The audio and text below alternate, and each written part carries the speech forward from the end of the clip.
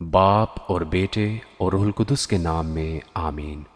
Bible مقدس میں سے زبور 32 جو 11 آیات پر مشتمل ہے۔ گناہ کا اقرار اور معافی۔ مبارک ہے وہ جس کی خطا بخشی گئی اور جس کا گناہ ڈھانکا گیا۔ مبارک ہے وہ آدمی جس کی بدکاری کو خداوند حساب میں نہیں لاتا اور جس کے دل میں مکر نہیں۔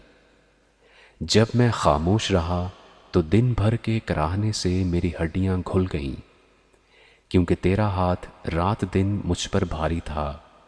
میری تراوت گرمیوں کی خشکی سی بدل گئی۔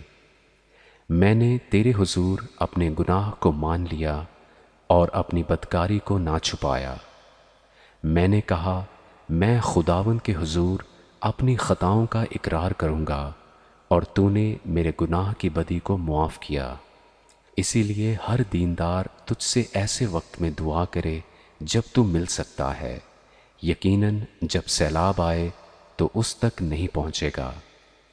تو میرے چھپنے کی جگہ ہے، تو مجھے دکھ سے بچائے رکھے گا، تو مجھے رہائی کے نغموں سے گھیر لے گا۔ میں تجھے تعلیم دوں گا اور جس راہ پر تجھے چلنا ہوگا تجھے چلاؤں گا۔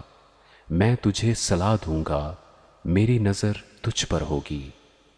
تم گھوڑے یا خچر کی مانند نہ بنو جن میں سمجھ نہیں، جن کو قابو میں رکھنے کا ساز دہانا اور لگام ہے، ورنہ وہ تیرے پاس آنے کے بھی نہیں۔ شریر پر بہت سی مصیبتیں آئیں گی، پر جس کا توکل خداوند پر ہے رحمت اسے گھیرے رہے گی۔